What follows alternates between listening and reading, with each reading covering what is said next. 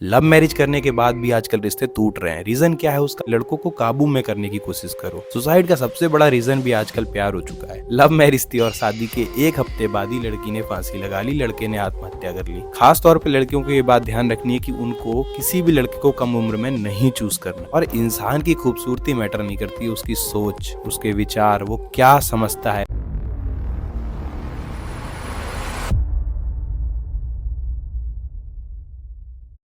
तो हम आपको यही बताना चाहते हैं कि जब भी किसी रिश्ते में हम लोग एंट्री लेते हैं तो हम लोगों को पता नहीं होता है कि आने वाले समय में क्या होगा, हम इस रिश्ते को निभा पाएंगे नहीं निभा पाएंगे। स्टार्टिंग की खुशियों की वजह से हम लोग रिश्ते को स्टार्ट कर देते हैं, फिर हमको बाद में ऐसा लगता है कि नहीं यार, ये रिश्ता हमारे लिए नहीं था, ये इंसान हमारे लिए नहीं था, हमने गलत जगह एंट्री ले ली है। तब आप धीमे धीमे बात करना कम करते हो। और स्टार्टिंग में तो हर एक लड़का लड़की बहुत बात करते हैं, इतनी बात करते हैं कि उनको दिन और रात समझ में नहीं आता। कई रिश्ते आज की डेट पे ऐसे चल रहे हैं जो 10th 9th 11th 12th की क्लासों में हैं और वो लोग प्यार कर रहे हैं एक दूसरे से। अब वो प्यार जो है ना उनका भाई बहुत समय तक नहीं चल पाएगा, क्योंकि वो लोग अभी जब अर्ली एज में हैं उनका माइंड भी उसी तरीके का है। जब उनका माइंड बड़ा होगा, डेवलप होगी, ग्रोथ होगी, मेंटली स्टेज उनकी चेंज होगी, उस दिन वो लड़कियों को भी चेंज करना चाहेंगे। और कुछ लड़कियां चेंज करेंगी, कुछ लड़के चेंज करेंगे। यहाँ पर भी कोई जेंडर गलत नहीं है, बट गलत क्या है? सिचुएशन, समय, ईयर, आपका साल, जिस एज में आप प्यार कर रहे हो। प्यार की एज सही क्या होती है? होती तो कुछ नहीं है, बट ये कहना सही है कि 22-23 साल के बाद प्यार करना भी सही है,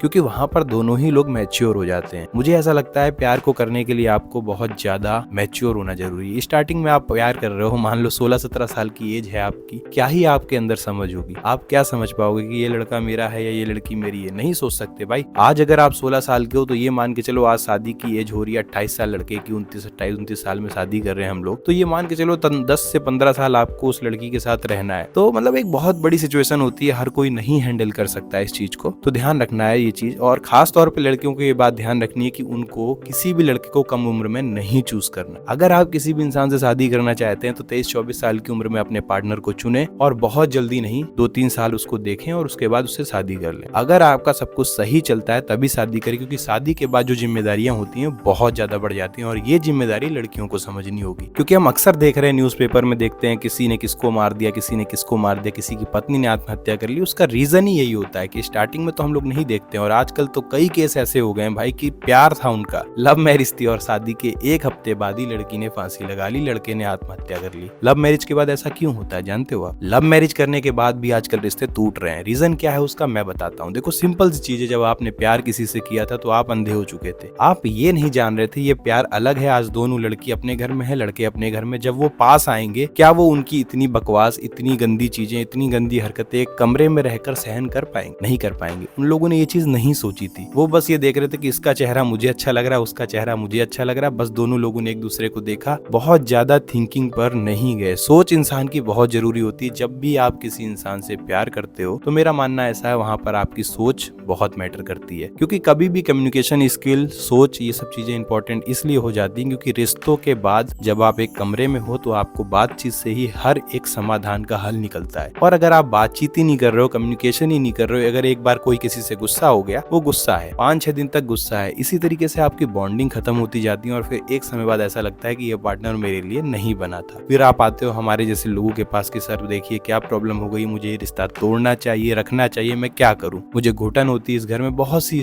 स्टेटमेंट होती हैं आप लोगों की, पर हम लोग आपको समझाते हैं। उसके बाद भी कुछ चीजें ऐसी निकल कर आती हैं जो लड़के और लड़कियों के द्वारा नहीं सही है। कई केसों में ऐसा होता है कि जब बच्चे हो जाते हैं उसके बाद भी लोग कहते हैं कि मुझे तोड़ना है रिश्ता। अब उस बच्चे का क्या कसूर है यार? उसका क्या कसूर है? उसने तो कभी नहीं कहा था ना कि आप लोग प्यार करो और उसको जन्म दो। उसको जन्म देने के बाद लोग अलग हो जाते हैं। यहाँ पर एग्जाम्पल रिसेंटली हार्दिक पांड्या का है। अब जिसका भी डिसीजन हो, कोई नहीं झेल पाया, नहीं झेल पाया, बट चीजों को पहले सोचना चाहिए ना कि हम स्टार्टिंग में जो कर रहे हैं, क्या उस इंसान के साथ हम बहुत टाइम तक स्पेंड कर पाएंगे, अपना जीवन जी पाएंगे? नहीं जी पाएंगे तो उस चीज को स्टार्ट ही नहीं करने का यार। क्योंकि जब आप किसी इंसान से प्यार की जर्नी स्टार्ट करते हो तो वहां पर इनिशियल डेज में आपको कुछ नहीं समझ में आता। बस ये लगता है कि सामने वाले पार्टनर से अच्छा जीवन में मुझे कोई नहीं मिल सकता था, और यही भूल आपके जीवन को खत्म कर देती है। कई रिश्ते तो ऐसे होते हैं जिन्होंने शादी करी और करने के बाद उनका पूरा डिस्टर्ब हो गया जीवन, और उसके बाद उन्होंने सुसाइड कर लिया। सुसाइड का सबसे बड़ा रीजन भी आजकल प्यार हो चुका है। कई रिश्तों में ऐसे हैं कि माँ बाप ने जबरदस्ती पैसों के चक्कर में शादी करा दी, और उसके बाद उन दोनों पार्टनर को पसंद नहीं आया जीवन, उन्होंने अपना जीवन समाप्त कर दिया। कोशिश आपको ये करनी है कि जो भी पार्टनर चुनो, दोस्त अच्छे से चुनो, सोच समझ कर चुनो। शादी बहुत बड़ा बंधन होता है, इसमें बंधने से पहले आपको बेशक कितने भी लोगों को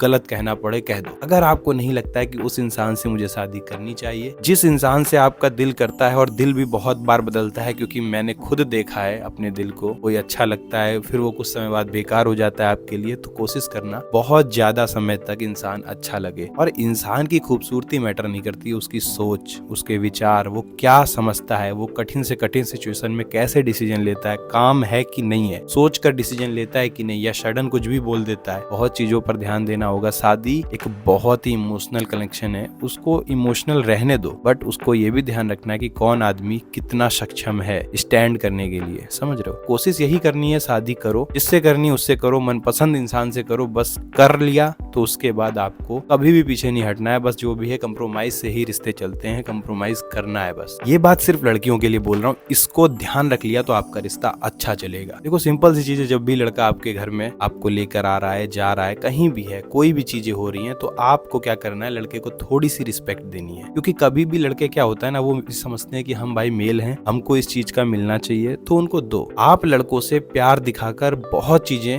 एक्सेप्ट करा सकते हो, ले सकते हो, छीन सकते हो शादी के बाद। ये सब चीजें शादी के बाद होती हैं। लड़कों को काबू में करने की कोशिश करो। लड़के होते क्या है, बहुत ही इमोशनल होते हैं। हर लड़का नहीं होता, पर मैक्सिमम लड़के होते हैं। जब आप उनको प्यार करोगी तो वो आपको सब कुछ दे सकते हैं, ठीक है। और हर किसी की बात नहीं हो रही, कुछ लड़के बहुत बड़े वाले होते हैं, उनका कोई लेवल नहीं होता, उनकी बात यहाँ पर नहीं हो रही, पर लड़कों से प्यार करके आप सब कुछ निकलवा सकते हो। इसलिए ध्यान रखो, लड़कों को प्यार करो और ये चीज पालो। बस आज इतना ही समझाने आया था। अगर आप शादी करना चाहते हो, ऐसे इंसान से करना जिस इंसान में आपको पूरा ट्रस्ट हो जाए, हाँ यार ये इंसान मुझे अब नहीं छोड़ेगा। और कोशिश ये करना कि जितना भी शादी से पहले क्वेश्चन कर पाओ, क्रॉस कर पाओ इंसान को, उतना कर लो। जिस तरीके से चेक करना चाहती हो उस तरीके से कर लो, क्योंकि शादी के बाद ये सब चीजें नहीं होनी चाहिए कि उसने अपना मोबाइल नहीं दिखाया, तुमने अपना मोबाइल नहीं दिखाया और दोनों लोग मोबाइल छुपा रहे हो। इन सब चीजों से ही शादी के रिश्ते टूटते हैं, बेकार होते हैं, तलाक होते हैं। शादी से पहले जितनी चेकिंग करनी है कर लो एक दूसरे की। शादी के बाद कोई भी चीज पर उल्टे क्वेश्चन नहीं होने चाहिए। एक गलत शक आपके रिश्ते को बर्बाद कर सकता है, इस बात का ध्यान रखना।